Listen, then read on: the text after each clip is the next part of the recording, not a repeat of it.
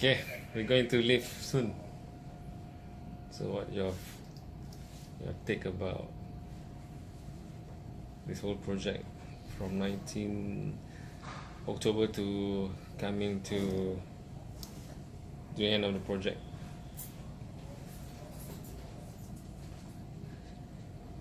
Oh, speechless. Ini betul-betul ke ni? Yeah, it's recording. Okay, tak nak start balik.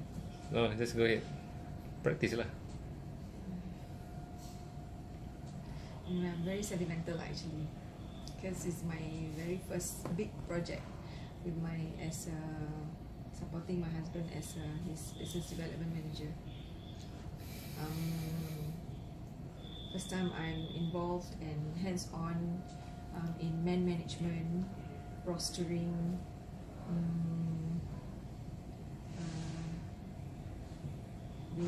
Dealing with clients, yeah, on ground, doing deployment and all that. So it's a very how do you say that? Very dynamic Working environment, because it's changing all the time, and it's my first time being in the shipyard.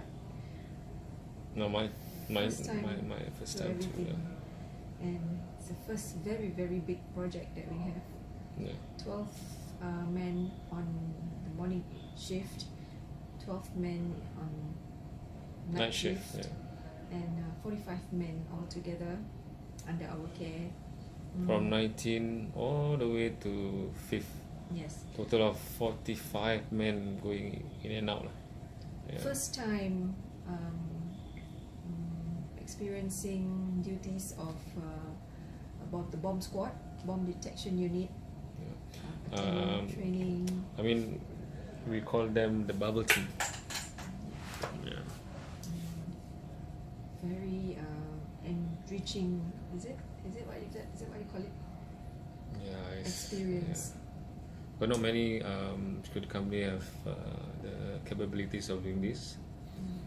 Based on my 10 years of training police officer to be ready bomb sniffers. Yeah. It really helps. And mostly the client is very impressed with our bubble team. Alright. To begin with, they are experienced officers from Atos, from Cisco before. They deal with Saber 2000, Saber 4000 equipment. Yeah, so it helped. Yeah, and with our guidance, they managed to do what is required, and it exceed the client expectation. And they're very happy, very impressed. So the next time round in March, I heard they need at least maybe 3 or 4 pairs of the bubble teams to be involved in the next project. So yeah, that's a good improvement. Yeah. I guess it's also a very good experience for all our men as well, because we have, all of us, not only the men, all of us have a chance to work together with a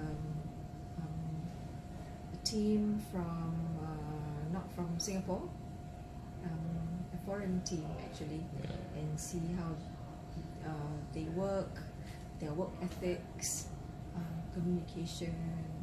We expose them to new experiences and learn new things with this. It's amazing. This experience has been really totally amazing, not only for me but for all of us actually. Yeah. One thing they realized that this is from their own feedback and compliment. They say that efficient. They sometimes are too efficient. So, but to us it's normal, because it's our culture to be on the top of everything and try to deliver as fast as possible and whatever is needed. Because in operation, anything is needed, and any delay to the logistical requirement, everything, it will hinder the operation as a whole. So, being efficient and be resourceful really helps. Yeah, and our men is very adaptive, because most of them, I think only 1 or 2 out of 45 have done a shipyard and barge accommodations security coverage. Yeah, and I ever talked to one of the Norwegian Jewel, the security manager, Marvin, a US guy. It's a black guy lah. Yeah, and with the security logistic head of the security, I told them that security is all the same. I told them that, like riding a bike, when you ride a bike on the trail, riding bike on the road, riding bike on the racetrack, you're still riding a bike, but the way you ride your bike is a different way to adapt to the terrain. So same as security, it's the same method, the philosophy is the same, but you have to adapt and suit to the environment where you are giving the security coverage. Yeah, that's just my take to it. And I can see they're impressed. They never thought that the way to explain, they use a motorbike to explain. Yeah, but yeah, I get it, I get it in the head. Yeah. So I see the most excited one. Yeah, because everything first. Yeah. Oh, well, with her airline experiences for 25 years in the airline, I mean, to everybody it's just serving custom passenger or all that. As you know, because I realized that their requirement of safety is very rigid, even to the security officer, because how many years? Once a year, is it? Once a year they have to undergo this proficiency, safety and security proficiency assessment. Even we, the security officer, don't have that, but they do. So you can see that she have background of security in terms of the knowledge of the and the importance of security. I'm thankful because of the experience that I have from my previous career. I'm thankful that whatever they say about safety, fire drill, it's not foreign to me. I mean, I'm glad that at least once in a while I can contribute some, input some perhaps suggestions and all that. I'm pretty proud of myself of that. She does that, because at the first meeting of fire drill in the barge, she involved, and she did give some very good inputs. Very different. Like, not very of her, because the way they do the fire drill different, and then being new to this, we listen first, then after that we run through with our guys, all that we run through the system. Then we discover that certain thing is redundant. So based on that, we amended the SOP with them. So not bad lah. We collaborate, improvise, because we must do things that make sense. Because when it comes to fire drill, life and accountability is very important, very vital. So that shouldn't be sacrificed lah. And yes, we cool lah. But it's different, totally different, guys. You done fire drill before. Fire drill at the yard, at the barge accommodation is different from high rise or commercial or residential fire drill. It's different. But we learned something new. But I guess the main challenge for this project is manpower and management. Well, when you deal with human, you will have this, because human by nature are dynamic. You can never make everybody happy.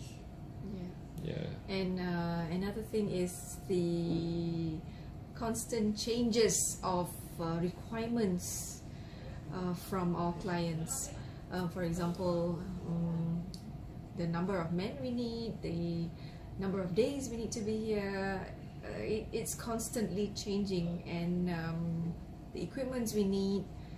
So we are very proud of ourselves and very proud of all our men, because we are able to adapt to all these changes and how do you say this, meet up to this requirement. Yeah. Because I tell you, when we first got it, it was about a week to confirm that they need our bubble team with 2 sniffers and 2 officers. And we went through, get them have a refresher course, because it's a different sniffers. Of course, as I said, sniffers are sniffers. Like motorbike, they got this model, but it's the same. Got clutch, got all that. So got brakes, all that. So it's the same concept. Just refresh them and of course with their background, it's easy for them to adapt because it's the same principle. And from 4 days it become 5 days. Then from 5 days they extended, within that 5 days they extended to 2 days of 6 men for each shift, morning and day shift. After coming to the end of the 5th day, they extended to another week, which they asked for 12 men, day and night. Can you imagine, from 6 they increased to 12? So I am thankful that our management of supporting us as well. You know, if without their support, so we cannot have this possible. Because of the equipments and all that. Yeah. And after that they extend again. There's total 4 extension. Can you imagine, from 19 we work knowing that only for 5 days. After that they extended 2 days. They extended another 3 days. After extended another few days until the last day is on the 5th. 5th also was informed just 2-3 days back. So I'm thankful that the guys that with us from day one managed to be committed in this project. We are very thankful, because without all these men, these dedicated men of ours, I don't think we can pull this off. Especially those who have been with us, who has been with us since day one. They are very ever willing to fill in for those who couldn't make it, being called up last minute to take over certain duties or certain shift, ever ready to perform at the moment we call. We are really thankful. Thank you so much. And we also like to thank their patience for the ever-changing instructions and requirements that they need here. They are very, very patient. And also the ever-changing manpower, especially to our kudos actually to all our supervisors and our in charge, our ICs. They have different changes of men every time, and they are able to coach them to take on the job from the beginning until the end. Some of these men really have no experience at all working in a shipyard or the barge, but our supervisors really make them very equipped. We have very, very capable supervisors. And not only that, today, we have certain action in the barge as well. We have medical cases, we have rowdy cases, and they really stood up. They really stood up to the occasion, and they are very well versed in SOPs, procedures, and they did very well. They did really well. Yep. Another thing about working in this kind of ever-changing environment and ever-changing manpower, usually in really big groups such as these, of course they have differences in personalities, and Definitely. yes, that's one of the toughest things that we have to handle. And as bosses, I experience firsthand on counseling, manhandling, and all that. And we are really very thankful for all these people who are willing to be tolerant, stay tolerant of each other for this job. We have found a couple of gems in this, among all these men. We have found a couple of gems, and our future, hopefully future leaders for our future projects. So we intend to keep them, hopefully we can keep them, because most of these people already have permanent jobs outside, so it makes it slightly more challenging for us to find good men such as them next time for our future projects. But hopefully we can have them again back working with us next time, or perhaps somebody just as good as them. Am I right? Yep.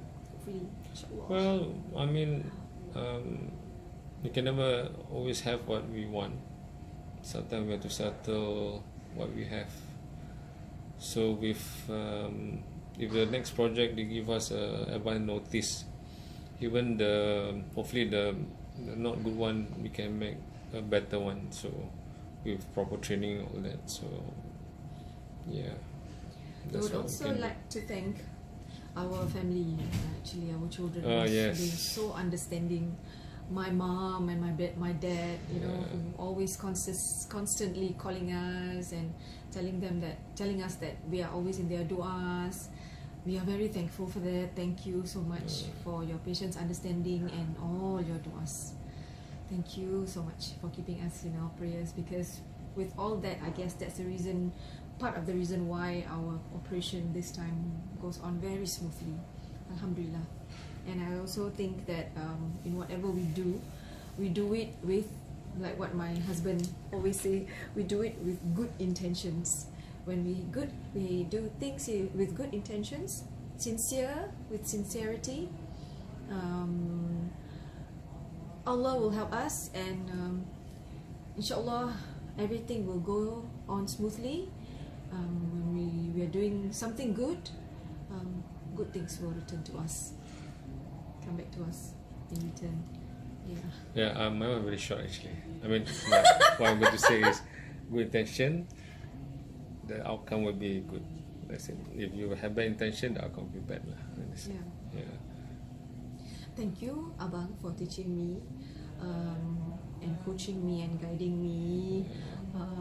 At times when I almost broke down and I almost go berserk with all the management staffs, you know, and paperwork, and when my eyes going, my eyeballs going left and right, looking at all the numbers. I'm still not good at that, but thank you very much for your patience, for coaching me, the key is willing to learn. And also for layani, what do you call it in English? For tolerating my size. Something like, oh my God, you know, why am I doing this? I shouldn't be doing this kind of mistake. Yeah, but there you are, always there to pull me back down again, to stabilize me when I'm like jumping up and down, and he's there. He's like the Velcro who pulls me down and bring me flat from on the ground again. I'm the male Velcro. She's the female Velcro. The most important thing here is teamwork and understanding and patience. It's just sad and happy at the same time, because this is Saturday, so Sunday and Monday noon the project will end. Happy that we can spend more time with the children. We've been spending less and less time with the children from 19 onwards, so but they understand.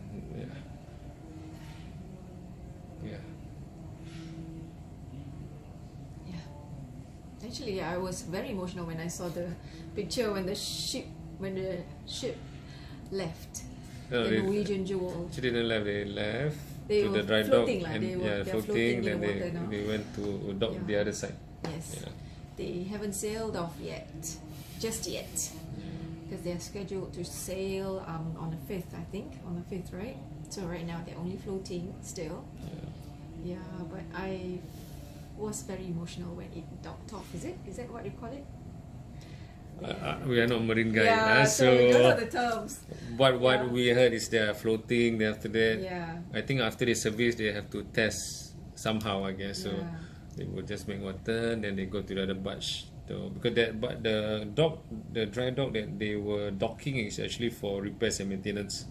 So now I think they go to the so-called parking lot for something else, which I don't know lah. Because our concern is not the ship, it's the two barges, the Progress and the Renaissance barge, to provide security for the crew that is staying here. So Pretty, a little bit emotional, even for some of our men actually. Yeah, we are Really? like, yeah.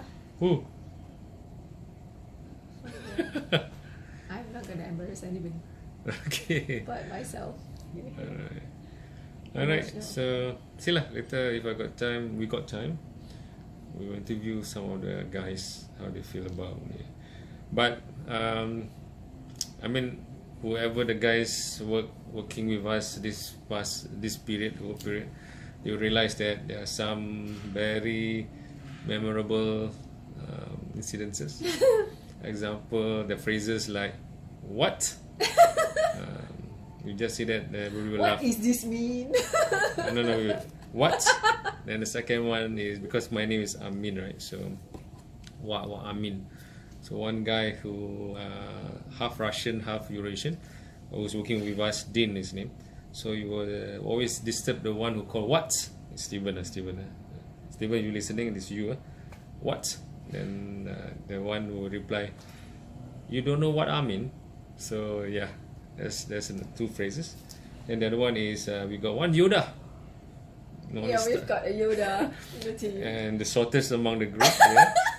And it's a Yoda, and he's quite old, so he have the age of a Yoda, and the knowledge of Yoda. The way he speak, people don't understand. That's really, when you are tired at the end of the day, then you bring up all these. It never fails to bring laughter and smile on our officer faces. Yeah, that's great lah. Yeah. And all the beautiful memories. And yes, and Teh Tarik KM is always providing Teh Tarik.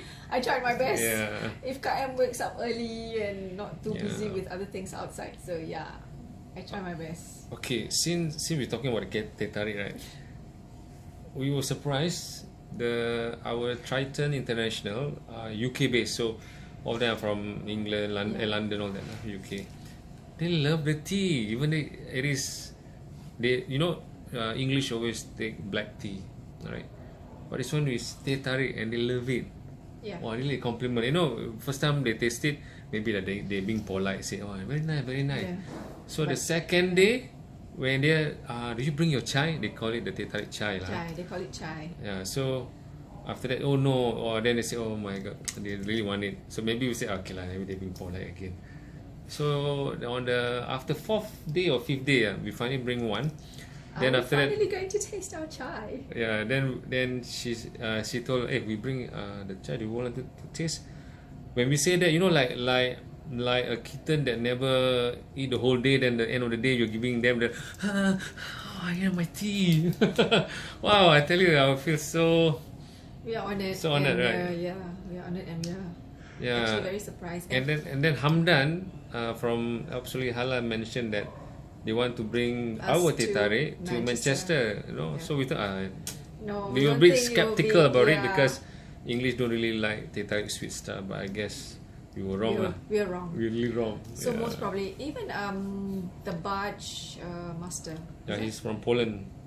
No, he's Portuguese. Oh, Portugal. Yeah, he's from Portuguese. Yeah. He's Portuguese. Yep. And he's always looking forward to have our Teh Tarik. Today, bring one mug with the assistant here. His assistant, they brought 2 mugs and say, what did you put in here?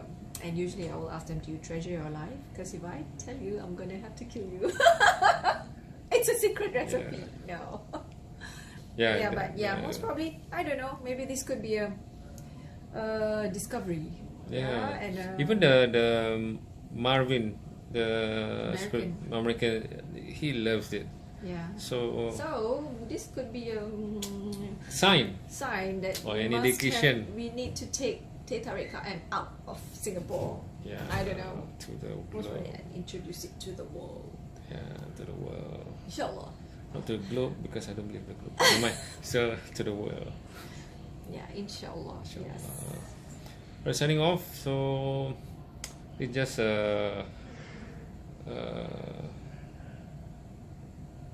what we're gonna call this? It's like a journal. Just have a brief sharing what one of our biggest project this year. Alhamdulillah.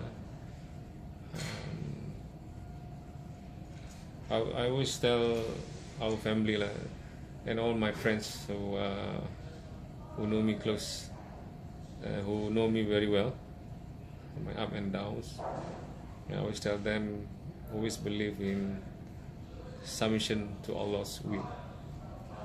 If you believe that, inshallah, even the bad thing, to us, when bad thing happen, we thought, oh, a bad thing. But sometimes because of the bad thing happen, one negative thing happen, it is just God want you to be not meant for you lah. Because there's always something better. So they give you something happen, then. So my supervisor is here now. This is Steven. Hello. Alright, this is one of my best supervisor. Trusted man. Trusted man. Okay, he's calling me now. Calling us. So sign off. So we will chat with you guys again. Bye.